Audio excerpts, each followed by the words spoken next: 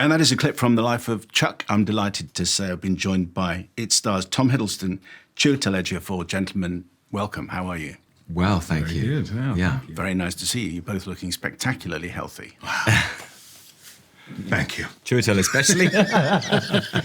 So, how to tell the story of this film, which is told in reverse order. But Tom, as you are Chuck, just introduce us to Chuck and the movie, and then we'll get to Chiwetel because you open the film. Well, it's quite a hard film to describe. Yes, that's why I was asking you to do it. I'm going to try. Based on a short story by Stephen King, very recent short story by the great Stephen King, and obviously called The Life of Chuck, and I play Chuck, and yes, it's about his life, but really it's about all of our lives, I think.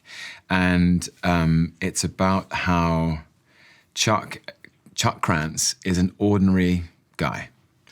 And he seems, in the external world, like an extremely ordinary guy.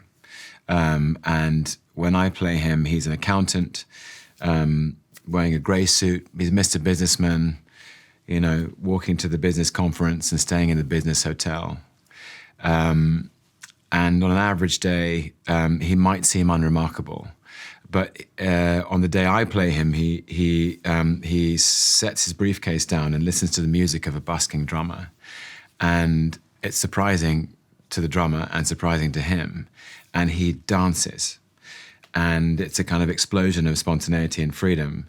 But what the film is trying to say, I think, is that inside the soul of every human being, not just a Chuck, but all of us, is a breadth and beauty and range in our internal world that you can't see. That actually every relationship we've ever had, every memory we've ever made, we contain multitudes. This theme of that quotation from the Walt Whitman poem, The Song of Myself, comes up a lot, which is, I contain multitudes. It's that none of us are one thing. We are many things. And any ordinary life contains within it a universe of connections. And in the last days of our lives, of course, none of us know when they will come. Those connections are precious and magical and are what remain. And I think it's a really beautiful story, really, about how life can be difficult. And in the path of life, we can encounter hardship and pain and loss and grief. And those are real things in life, and they come to all of us at some point. And we encounter joy and love, and that those are also profound and real, and they counterbalance the other things. I don't know if I summed up the film. Yeah, that's the entire film, actually, so we can leave it there.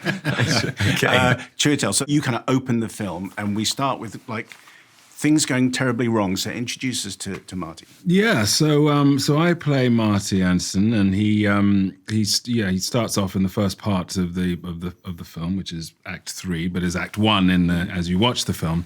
Obviously, it's the beginning of the film, and everything's falling apart. It's a really sort of apocalyptic moment.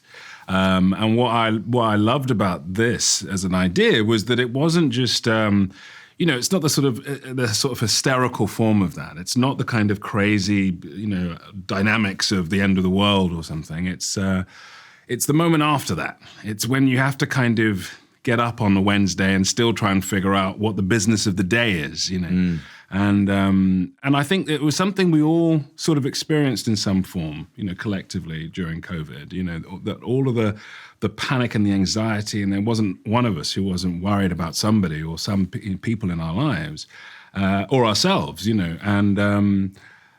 but at a certain point, you sort of have to still get on with it, get on with the business of the day, and that's where we pick up in this story that everything is falling apart, the world is ostensibly ending. That's kind of happening off camera, isn't it? You think the news is bad now, you wait till you see The Life of Chuck. Because the news is absolutely... I mean, in some ways it reflects the news now, but yes, yeah.